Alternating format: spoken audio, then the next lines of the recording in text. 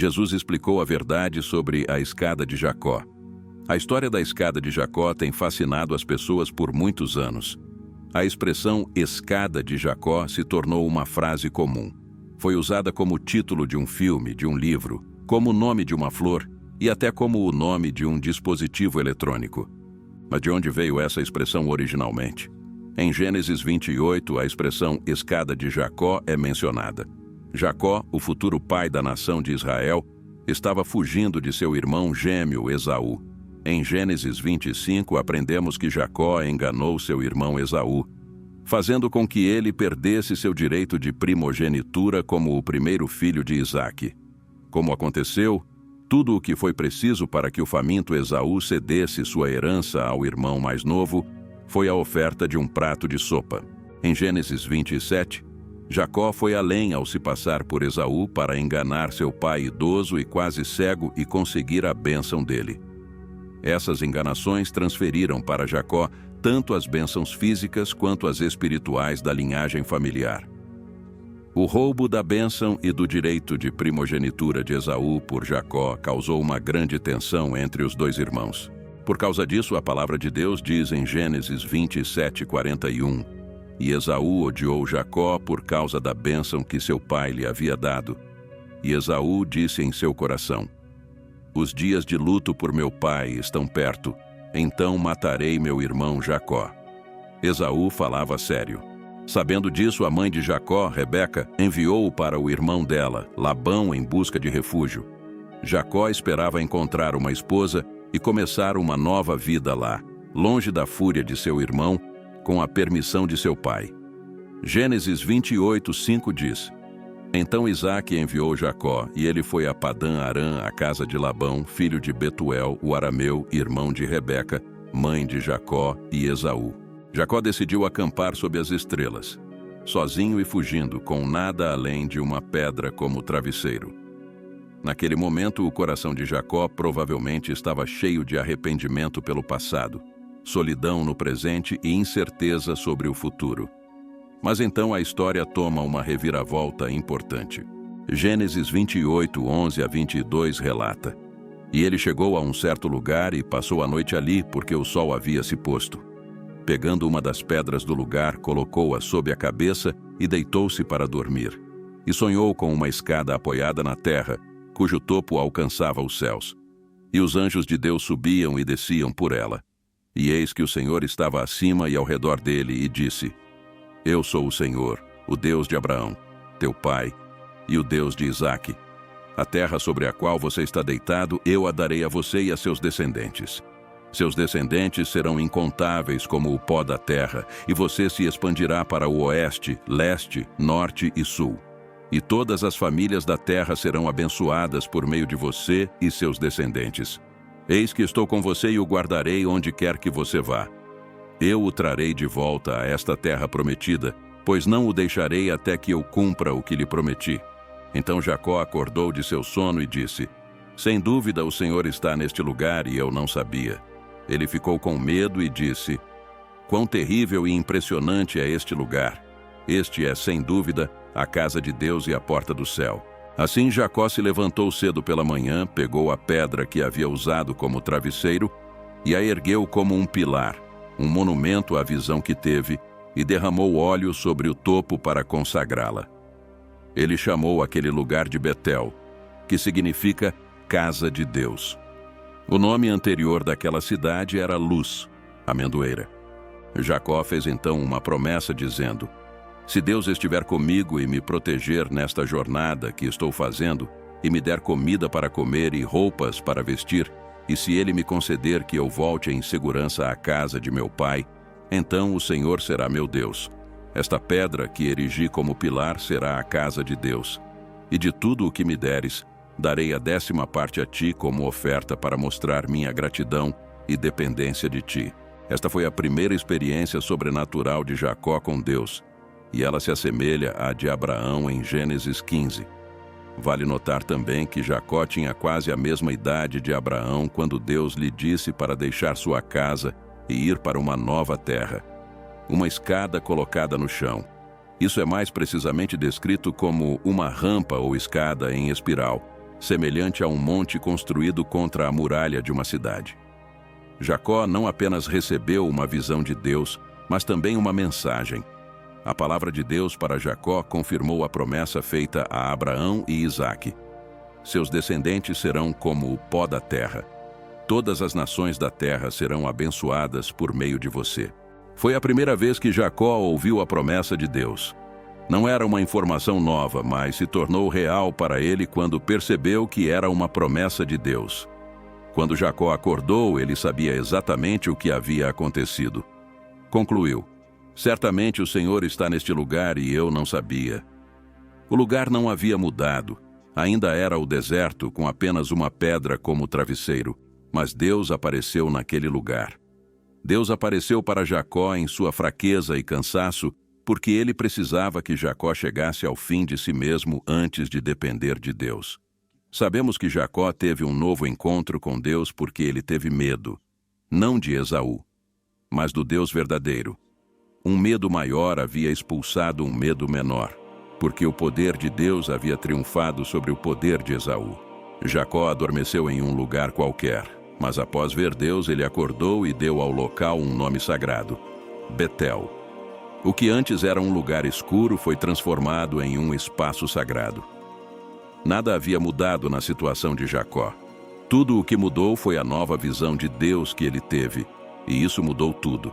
A cidade pagã de Luz foi transformada em Betel, que significa casa de Deus.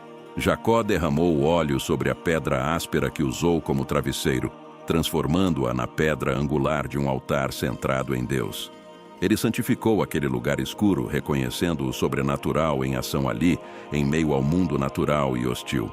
Mesmo que Jacó tenha cometido o maior dos golpes ao reivindicar para si a herança da linhagem familiar, Deus queria que ele entendesse que, embora ele fosse o herdeiro escolhido de Deus para cumprir suas promessas a Abraão de multiplicar seus descendentes em uma grande nação, Deus estava no controle e não Jacó.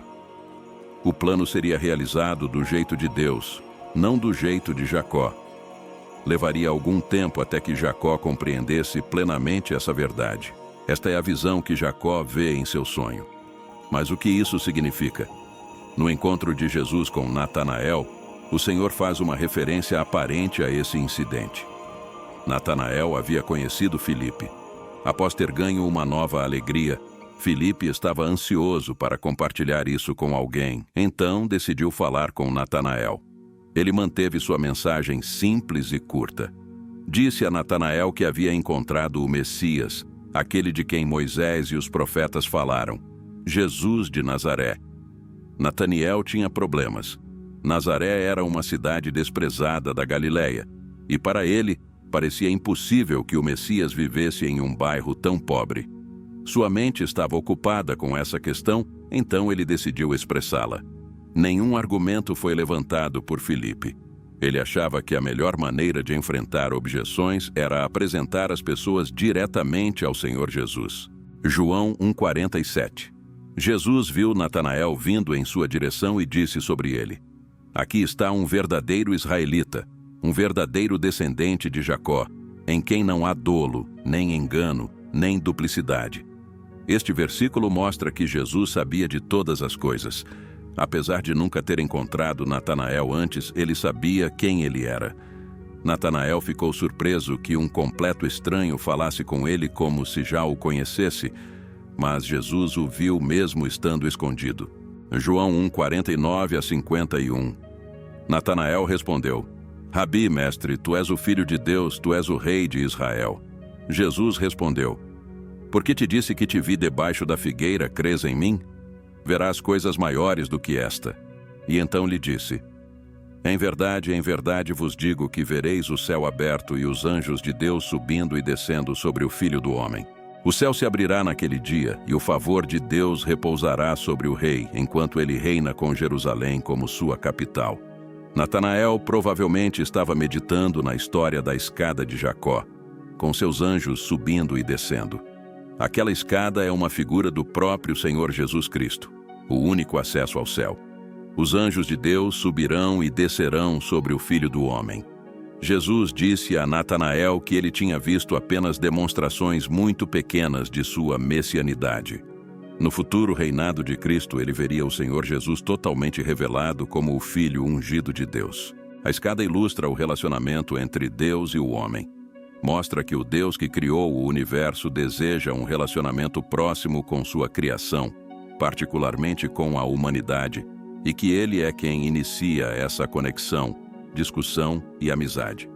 Assim como a escada de Jacó ilustrou a conexão entre Deus e o homem, Jesus Cristo é a conexão espiritual, mediador e escada para preencher a lacuna criada pelo pecado entre Deus e os homens. E por essa causa, ele é o mediador do Novo Testamento, para que por meio da morte pela redenção das transgressões que estavam sob o Primeiro Testamento, os chamados possam receber a promessa da herança eterna. Hebreus 9:15. Jesus Cristo iniciaria uma nova aliança espiritual disponível a todos. Ele trocaria nossos pecados por sua justiça, permitindo-nos conhecer a Deus e desfrutar do relacionamento íntimo que ele planejou desde o início. Jesus era de fato o Filho de Deus. Até o soldado romano na cruz declarou isso. Como cristãos, vemos o sonho de Jacó como altamente simbólico, representando o mediador Jesus Cristo, que veio à Terra e se tornou essa escada ou caminho para nós reconectarmos o relacionamento com Deus que foi rompido pelo pecado. Romanos 5:1-2. Portanto, justificados pela fé, temos paz com Deus por meio de nosso Senhor Jesus Cristo, o Messias, o ungido. Por ele, também temos acesso, pela fé, a esse estado notável de graça no qual firmemente e seguramente estamos. Regozijemo-nos na nossa esperança e na certeza de experimentar e desfrutar a glória de nosso grande Deus, a manifestação de sua excelência. De acordo com a palavra de Deus, Jesus era a nossa escada ideal de Jacó, que veio à terra da linhagem de Jacó, e pelas provisões de Deus, nos redimiu para que pudéssemos viver no céu por toda a eternidade. A reação de Jacó a essa visão sugere que ele pode ter se tornado um verdadeiro crente nessa ocasião. O sonho de Jacó enfatiza a graça iniciadora de Deus, não porque ele era justo, mas por causa do chamado e da fidelidade de Deus a Abraão. Jacó foi a terceira geração a receber as promessas da aliança abraâmica. Como Jacó provavelmente nunca havia ouvido a voz de Deus antes, o Senhor se identificou por meio de Abraão e Isaque. A escada, na verdade, mais parecida com uma escada rolante. Os hebreus sugerem que a escada estava em movimento com uma escada subindo e outra descendo, com os anjos subindo e descendo. Jacó sabia que o céu, onde Deus residia, estava no topo das escadas. Quando ele acordou, prometeu a Deus 1/10 de tudo o que criasse. Quando olhamos para os personagens em Gênesis, podemos ver paralelos com Jesus. Vamos voltar ao tempo em que Abraão foi instruído a oferecer Isaque como sacrifício. Ele foi direcionado a uma montanha específica conhecida como Moriá.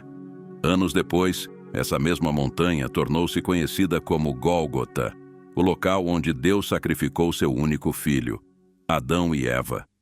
Em meio à sua punição a Adão e Eva, Deus fez uma promessa em Gênesis 3. Ele disse à serpente que a semente ou descendência da mulher esmagaria a cabeça da serpente, mesmo que a serpente ferisse o calcanhar da descendência. Um calcanhar ferido não é fatal, mas uma cabeça esmagada é. E esta é a primeira promessa de que Deus um dia daria a Satanás um golpe fatal. Agora sabemos quem amarrou o homem forte e destruiu seus bens. A vitória final virá através de Cristo, a semente da mulher. Na Bíblia, Deus frequentemente se comunicava com as pessoas por meio de sonhos, fornecendo-lhes informações críticas e direcionando-as nas ações que Ele queria que tomassem.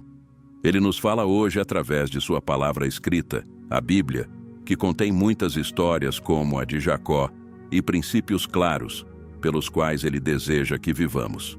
Deus também fala conosco por meio do Espírito Santo. Quando oramos, ouvimos sermões e salmos, interagimos com outros crentes e passamos tempo a sós com Ele. A chave é fazer a palavra, e não apenas lê-la ou ouvi-la. A história de Jacó demonstra que, Mesmo quando o decepcionamos ou não lhe damos nossa completa lealdade, Deus não nos abandona.